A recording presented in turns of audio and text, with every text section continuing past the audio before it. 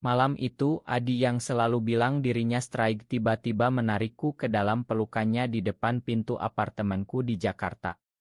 Aku membeku total, karena satu tindakan itu seolah menghancurkan semua dinding yang aku bangun selama bertahun-tahun untuk menyembunyikan perasaanku padanya.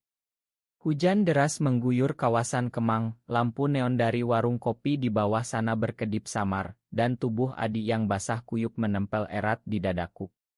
Naasnya terengah, suaranya bergetar saat berbisik, "Bima, aku tidak bisa bohong lagi. Aku tidak bisa bergerak." Tangan kananku masih memegang kunci pintu, sementara pikiranku berputar kencang seperti roda motor di jalan tol yang basah.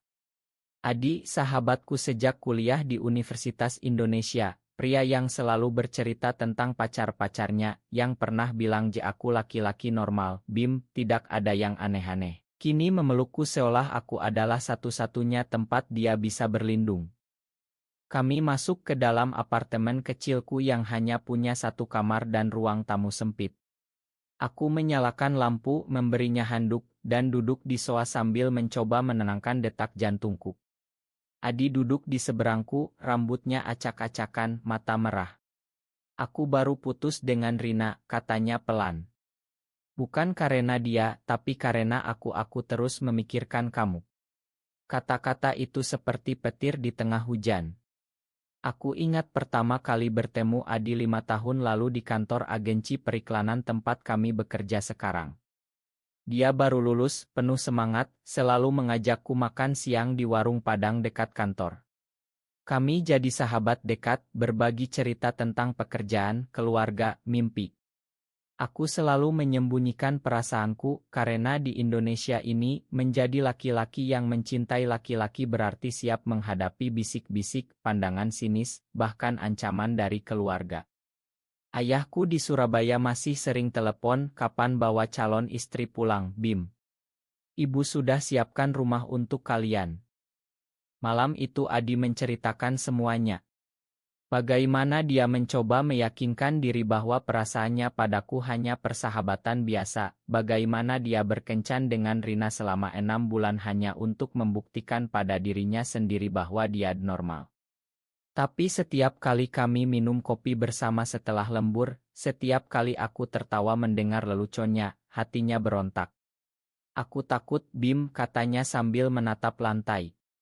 "Takut keluargaku tahu. Ayahku ustad di masjid kampung, ibuku masih berharap aku nikah dan punya cucu." Aku mendengarkan tanpa berkata banyak. Bagian dari diriku ingin memeluknya lagi, tapi bagian lain takut ini hanya sementara, hanya karena dia sedang rapuh. Kami duduk hingga subuh, hujan reda, dan Adi akhirnya tidur di sofa. Aku menatap wajahnya yang lelah, bertanya dalam hati, apakah ini awal dari sesuatu yang indah atau malapetaka yang akan menghancurkan kami berdua. Pagi harinya di kantor, suasana berubah. Adi menghindari kontak mata saat meeting proyek iklan untuk brand kopi lokal. Rekan kerja kami, Sari, bertanya kenapa Adi kelihatan murung. Aku hanya tersenyum tipis, mungkin capek lembur. Tapi di dalam dada ada badai. Aku pulang sore itu dengan pikiran kacau. Di jalanan Sudirman yang macet, aku memikirkan keluargaku. Ibu pernah bilang, anak laki-laki harus kuat, jangan seperti orang-orang aneh itu. Apa yang akan terjadi jika suatu hari aku harus memilih antara Adi dan keluarga? Malam berikutnya Adi datang lagi. Kali ini dia membawa 2 gelas es teh manis dari warung depan. Kami duduk di balkon kecil apartemenku, angin malam Jakarta yang hangat menyapa.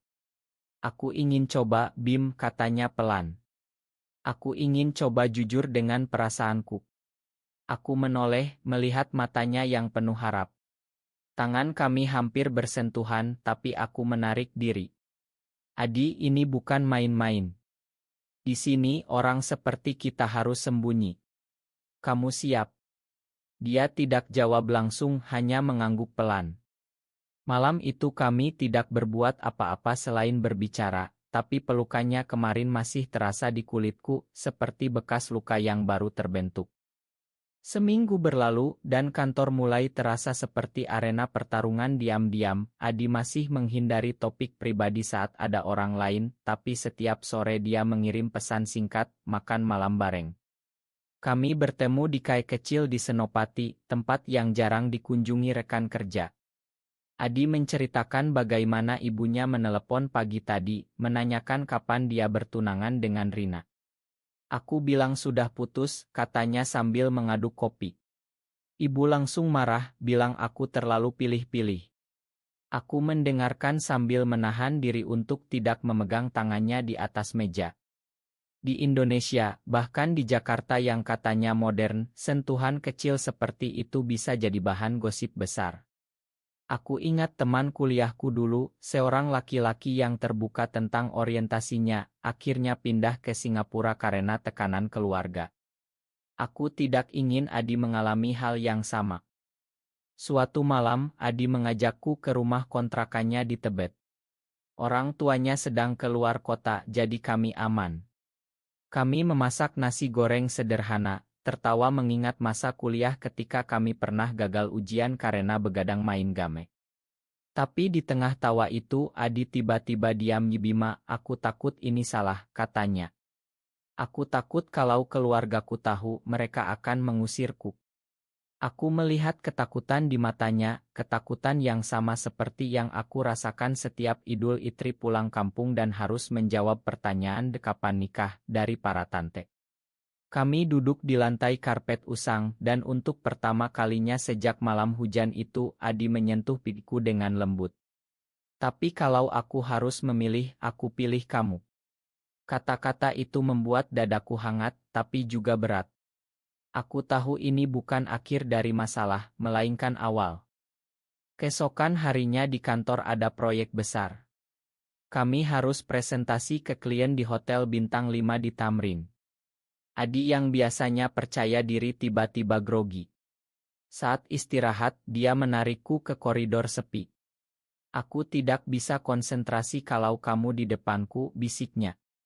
Aku tersenyum, tapi di dalam hati khawatir.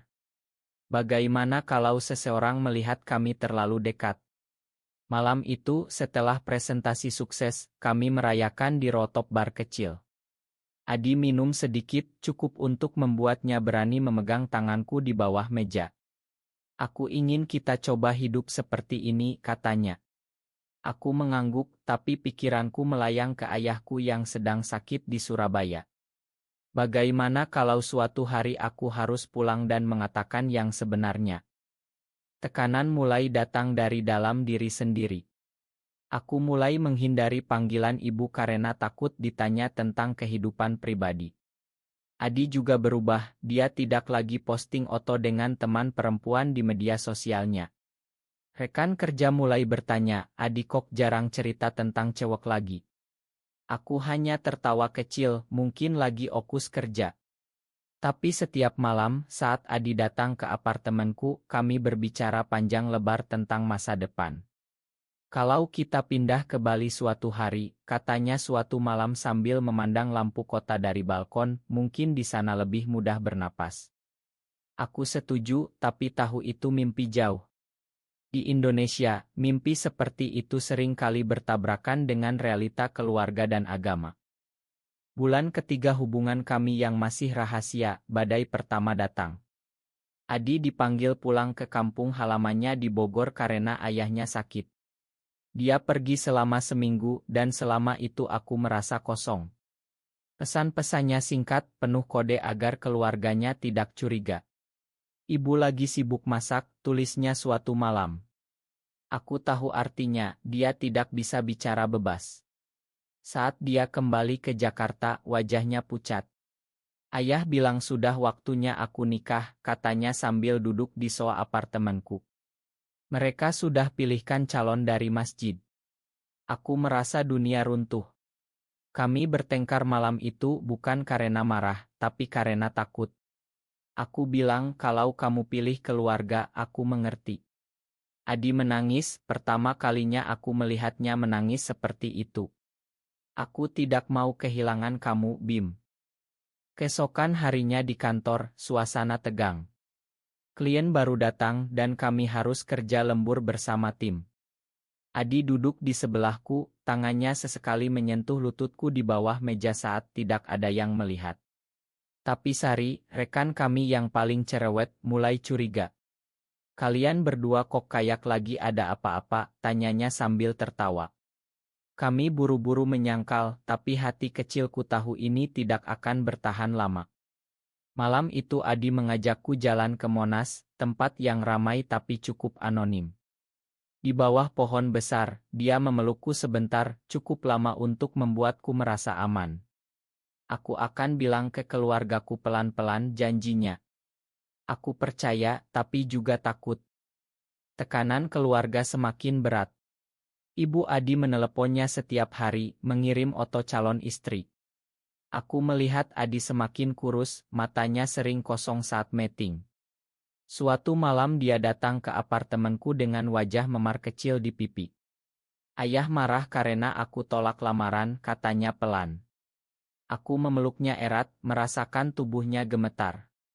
Kami duduk berjam-jam, berbicara tentang bagaimana masyarakat Indonesia melihat kami sebagai penyimpangan. Adi pernah bilang, aku dulu juga berpikir begitu, Bim. Aku pikir ini hanya AC. Tapi sekarang dia tahu ini bukan AC. Ini dirinya. Aku merasa bangga, tapi juga khawatir akan masa depan kami. Akhir bulan itu, kantor mengadakan acara team building di puncak. Kami terpaksa tidur sekamar dengan rekan lain. Malam itu, saat semua tidur, Adi menyelinap ke tempat tidurku sebentar. Aku merindukanmu, bisiknya. Kami hanya berpegangan tangan, tidak lebih, karena takut ketahuan. Keesokan paginya, saat sarapan, Sari bertanya lagi, kalian berdua dekat banget ya? Kami tertawa, tapi ketegangan sudah mulai terasa. Di perjalanan pulang ke Jakarta, Adi memegang tanganku di mobil saat macet di tol. Kita harus lebih hati-hati, kataku. Dia mengangguk, tapi matanya penuh tekad. Aku tidak mau sembunyi selamanya. Krisis besar datang saat Lebaran. Aku pulang ke Surabaya, Adi ke Bogor. Selama 2 minggu kami hampir tidak bisa komunikasi. Setiap kali aku menelepon, dia bilang nih ibu di sebelah. Aku menghabiskan hari-hari di rumah orang tua dengan pura-pura bahagia, menjawab pertanyaan tetangga tentang pacar. Masih cari yang cocok, kataku setiap kali. Ibu memasak opor ayam kesukaanku, ayah bercerita tentang tetangga yang anaknya baru menikah. Setiap kata mereka seperti pisau. Di Bogor, Adi menghadapi hal yang sama. Dia cerita lewat pesan singkat bahwa ayahnya mengancam akan memutus hubungan jika dia tidak segera menikah. Saat kembali ke Jakarta, Adi datang ke apartemenku dengan mata bengkak. Aku hampir bilang semuanya ke ayah, katanya. Tapi aku takut. Kami bertengkar hebat malam itu. Aku bilang dia pengecut, dia bilang aku tidak mengerti tekanan dari keluarga Ustadz. Kata-kata kasar terlontar, tapi di akhir kami saling memeluk dan minta maaf. Hubungan kami mulai retak, tapi juga semakin kuat. Di kantor, proyek besar baru datang dan kami harus kerja sama lagi. Adi mulai lebih berani, sesekali mengirim emoji hati di chat pribadi. Tapi Sari mulai menyebarkan gosip kecil. Adi dan Bima kok kayak pacaran, katanya ke teman lain. Kami mendengarnya dari rekan lain dan itu membuat kami semakin waspada. Suatu akhir pekan, Adi mengajakku ke Pantai Anyer naik motor. Kami menginap di penginapan kecil, berpura-pura sebagai teman biasa. Di pantai malam hari, saat tidak ada orang, Adi mencium pipiku pertama kalinya. Ini yang aku inginkan, katanya. Aku merasa hidup, tapi juga takut kalau ada yang melihat. Perjalanan itu memberi kami kekuatan, tapi saat pulang, telepon dari ibu Adi datang lagi. Kamu harus pulang besok, ada yang mau dikenalkan. Adi menolak, dan malam itu dia menangis di pelukanku. Aku tidak mau kehilangan keluarga, tapi aku juga tidak mau kehilangan kamu. Kami mulai merencanakan masa depan kecil-kecilan.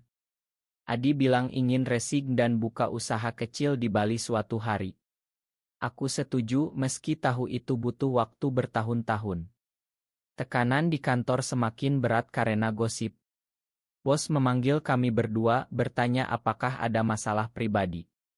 Kami menyangkal, tapi hati kami tahu ini tidak bisa diteruskan selamanya. Malam itu, Adi bilang kalau suatu hari aku harus pilih, aku pilih kamu, Bim.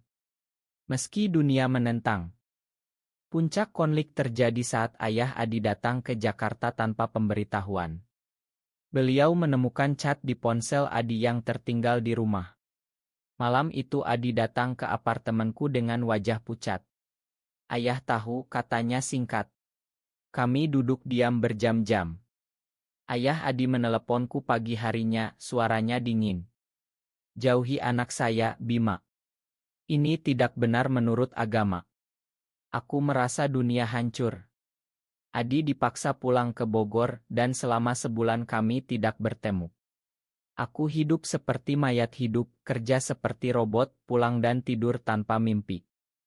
Di kantor, semua orang tahu sekarang. Sari yang menyebarkan, rekan lain menatap aneh. Aku hampir resign, tapi Adi mengirim pesan rahasia lewat teman. Tunggu aku, Bim. Aku sedang berjuang. Bulan itu terasa seperti neraka. Ibu Adi meneleponku memohon agar aku kembalikan anaknya ke jalan yang benar. Aku menangis sendirian di apartemen, mempertanyakan apakah cinta kami layak diperjuangkan. Keluargaku di Surabaya juga mulai curiga karena aku jarang pulang. Ayahku bilang, kamu kelihatan tidak bahagia, nak. Ada apa?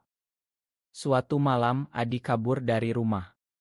Dia datang ke apartemenku jam 2 pagi membawa tas kecil.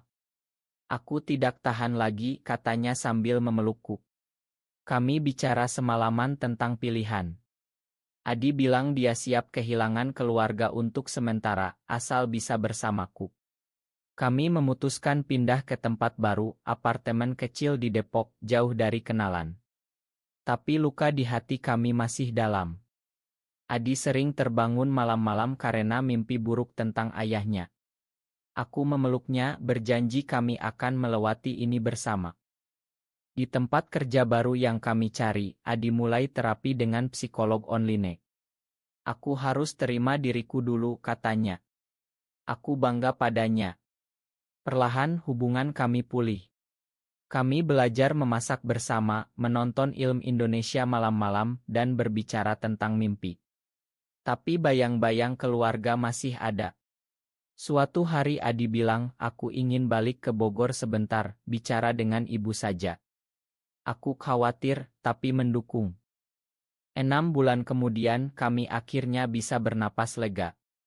Adi berhasil berbicara dengan ibunya lewat telepon panjang, meski ayahnya masih menolak. Kami pindah ke Bali untuk liburan panjang, tempat yang selalu kami impikan. Di pantai Kuta saat matahari terbenam, Adi memegang tanganku tanpa takut. Terima kasih sudah menunggu, katanya sambil tersenyum. Kami berjalan bergandengan, angin laut menyapa wajah kami. Untuk pertama kalinya, aku merasa bebas. Kerja remote dari agensi baru, hidup sederhana, tapi penuh cinta. Keluargaku di Surabaya mulai perlahan menerima setelah aku cerita pelan-pelan. Ibu menangis, tapi bilang asal kamu bahagia, nak. Adi juga mulai membangun hubungan dengan keluarganya lagi, langkah demi langkah. Kami tahu perjuangan belum selesai, tapi kami sudah lebih kuat. Di balkon ila kecil kami di Ubud, Adi memelukku dari belakang. Kamu adalah rumahku sekarang, bisiknya. Aku tersenyum, mengingat malam hujan di Jakarta dulu yang mengubah segalanya. Perjalanan kami penuh air mata, tapi juga tawa dan harapan. Di Indonesia yang masih banyak tantangan bagi orang seperti kami memilih untuk hidup dengan jujur pada diri sendiri. Apakah menurutmu seseorang yang pernah mengaku strike bisa benar-benar berubah karena cinta sejati, atau itu hanya ilusi sementara yang akan hancur oleh tekanan masyarakat? Benar atau salah?